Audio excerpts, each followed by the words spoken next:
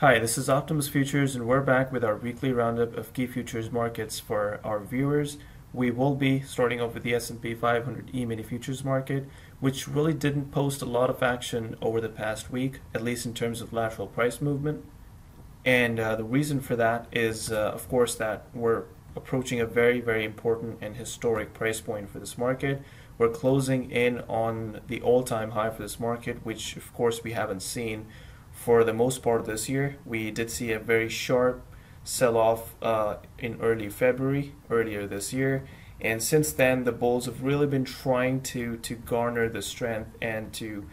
build the momentum that is possibly needed for the market to retest this all-time high over here and possibly break it towards the upside for new all-time highs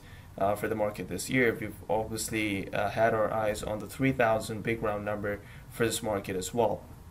But all of that will probably come in later this year. For now, we're seeing the market sort of get tucked underneath this all-time high from January this year. And as of now, it's really just consolidating and possibly building more momentum. The important thing here, though, is the fact that we're just continuously seeing higher highs in this market, and of course higher lows as well, which suggests to us that the uptrend here is just continues to be strong.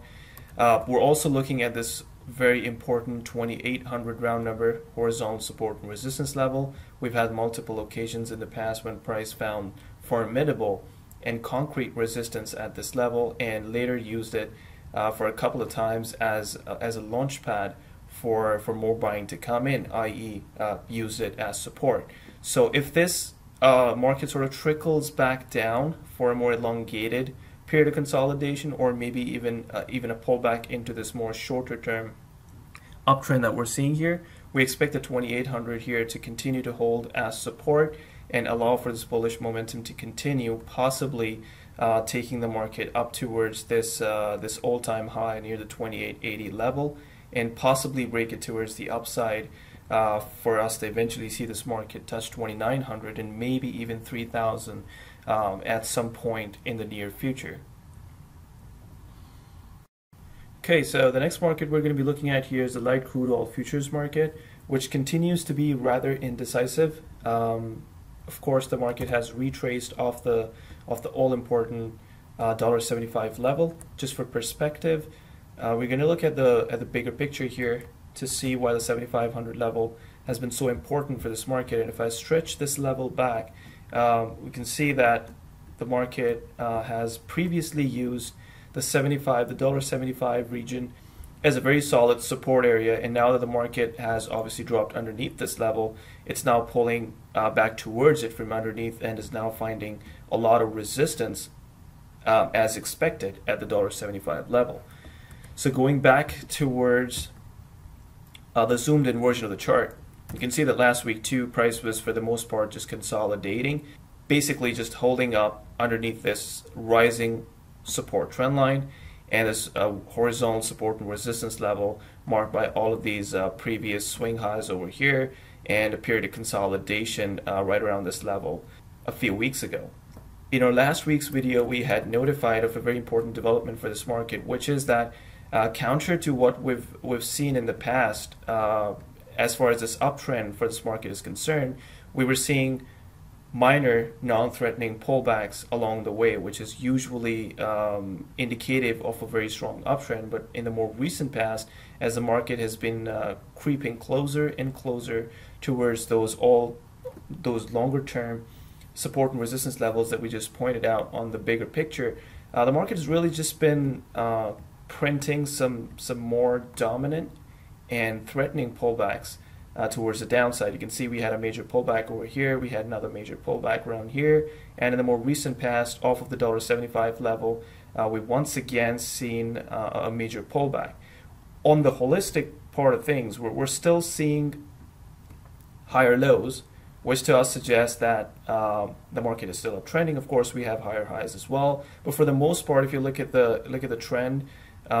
we may potentially have a more rounding up effect of this trend around the $1.75 level, and that is why we think that the resistance, the support trend line that we just drew here and this horizontal price level around the 6,600 area are going to be extremely critical and crucial to determine the more longer term view for this market. If we do sort of break underneath this level, it could be time for this market to at least post a more elongated and a more extended pullback towards the downside, or a retracement into this more longer term uptrend over here, if not a full-fledged and a complete reversal. And like we said, we're seeing the foundations for it, given the fact that the market is, of course, at a very historic $75, a former support turned into resistance level, and we're seeing all of these threatening pullbacks coming in, and the market overall showing more signs of being indecisive rather than in a smooth uptrend, as was the case earlier this year and late last year. Okay, so the next market we're going to be looking at here is the gold futures market, which over the past week did not post a lot of major trading activity, and so we really don't have a lot to add to our analysis for this market that we posted in our last week's video. This market has really been stuck above the 1200 major round number. It's actually stuck at this more whitish support and resistance level at the 1220-ish area. There, of course, have been multiple instances in the more recent past where the market either found very concrete support or resistance at the 1220 level. And so really no surprises where the market is once again holding at the 1220-ish area. So if you just zoom into the price action here over the past couple of weeks, you can see that since the market really just penetrated the 1220 area on this candlestick over here, we left a wick towards the upside, which shows that the sellers tried to push prices underneath the 1220 area, failed miserably, and the market closed back above the 1220 area for that particular trading session or trading day, because we're of course on the daily chart. Since then, the market really hasn't been able to penetrate the low of this candlestick at all. Let alone actually trying to close underneath it so as to continue with the strong downtrend that in the first place led us towards the 1220 support area. So we're really seeing the momentum here kind of slowing down. We wouldn't go on to say that this could be a sign of momentum exhaustion, because that would be a bold statement given the fact that we're of course just coming off of a very, very strong downtrend. And so we do not believe that this current hold up here is evidence enough that this downtrend could be over here and this momentum is just completely exhausted and we could see a move back up. Instead, what we're saying is that the market here just seems to be holding up at the 1220 area, and so we do not believe that the market does not have a chance of hitting the 1200 area in the coming weeks. If this momentum just continues to be rather indecisive and the market just continues to consolidate and we see possibly a pop down underneath this area and another fake out back above this prior wick low over here and the 1220 area, that could then perhaps build a better foundation for us to believe that the market could be rounding off of here and looking to basically take off into the opposite direction. The kind of price action that we witnessed on the crude oil market that we discussed like a while ago, where we talked about the market basically creating some more wilder swings and more threatening pullbacks. As you can see, we're really just seeing a hold up here instead of a sharp pullback into the downtrend, which would suggest to us that the momentum could be slowing down to the point where we could be expecting a reversal for this market. As of now, we're really just seeing the market sort of hold up at the 1220-ish area, and we continue to be sellers for this market as of now. Okay, so the next market we're going to be looking at here is the euro currency futures market, which was a really interesting market to follow last week. If you recall our analysis for this market from the past week, we had talked about how the market had closed at a very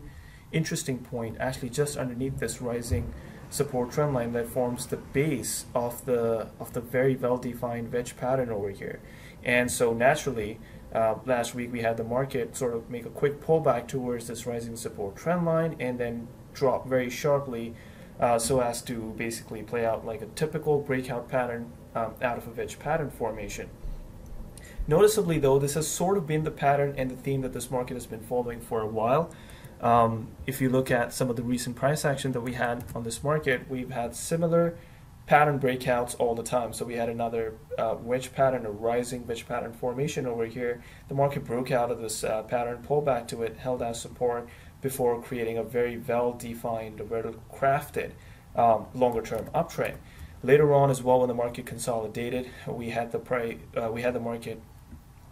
sort of once again enter into a sort of a wedge pattern over here, and then break out of it to post another sharp move up. And then of course this very well-defined downtrend over here, and this sharp sell-off also came off of a very well-defined wedge pattern over here. And so yet again we have a well-defined wedge pattern over here the market broke out of, and once again is in the process of making a strong move down. But that said, we're not looking at a major downside for this market, really, because if we zoom out of this chart, we can see that this market is actually sitting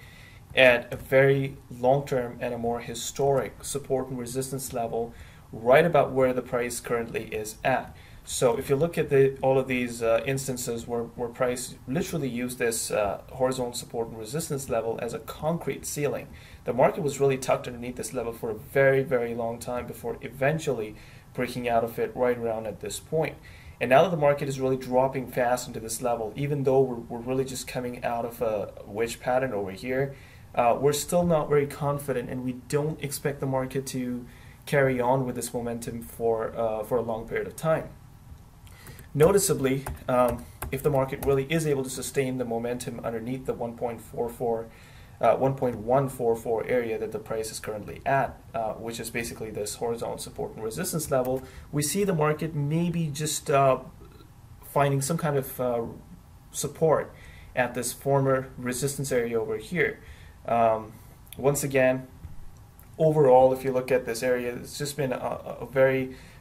elongated and an extended period of consolidation in the past, and so we know from our past knowledge of technical analysis and price action dynamics that price will typically find it hard to penetrate through prior areas of consolidation. And so even though the market really did close very, very strongly on Friday, we do not expect this momentum to continue for very long. Interestingly though, while we're not seeing a lot of downside for this market, or expect the market to be carrying on with this momentum for very long, we're also seeing the market not having a lot of upside either. So if the market really is to find a lot of support at the levels that we're pointing out over here, and it does decide to make its way back up, it could potentially now find resistance at all of these areas over here. Once again, a very, very well-defined support area just above the 1.156 level that could then turn into resistance. So we're basically seeing price sort of get sandwiched between some very important support and resistance levels. And even though we did see a couple of days of really sharp selling into this market, we're not very confident about the continuation of the market really just making its way either down or up in a definitive and extended manner. Okay, so next up we'll be analyzing the 10-year Treasury Note futures market, which for the most part continues to be in a period of consolidation, although on Friday we did see the market sort of post an interesting up move over here. But it's still well within the context of a broader theme of consolidation. We're seeing the market sort of cap out at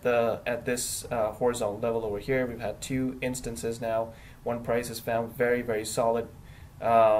resistance, and down here we have a rising support trend line that could possibly allow price to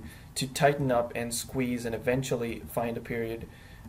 where the market either breaks towards the downside or above all of this resistance over here. On Friday though, the market closed at an interesting level. It obviously just closed at this this more shorter term, but again a very well-defined period of resistance over here. Of course there are other levels within this period of consolidation that could come into play this week as well, such as the one we drew over here. Market obviously found support at this level and resistance as well. So we have all of these intermediate and shorter term support and resistance levels that we believe should continue to hinder the market from creating a definitive and a more sustained move in either of the two directions. That is to say, until the market really just consolidates and shows evidence of tightening up or squeezing inside of a well-defined channel, and eventually trying to break past either the top or the bottom part of that pattern, such as this wedge pattern that we have drawn over here. So until we see that kind of price action, we would just continue to assume and expect this market to be, for the most part, sideways. Like we said, Friday was an interesting period of buying over here, but it should also be interesting to see if the market will continue with this momentum at all at the start of this week. We will really not be surprised, given the overall consolidation theme for this market, that the market will probably find resistance at this point and probably look to pull back again for a third touch to this rising support trend line. Even if it does not do that and we do see the market sort of push up, once again we expect the 120, 130-ish area to then come into play and possibly hold price up for a third touch of this resistance horizontal level over here.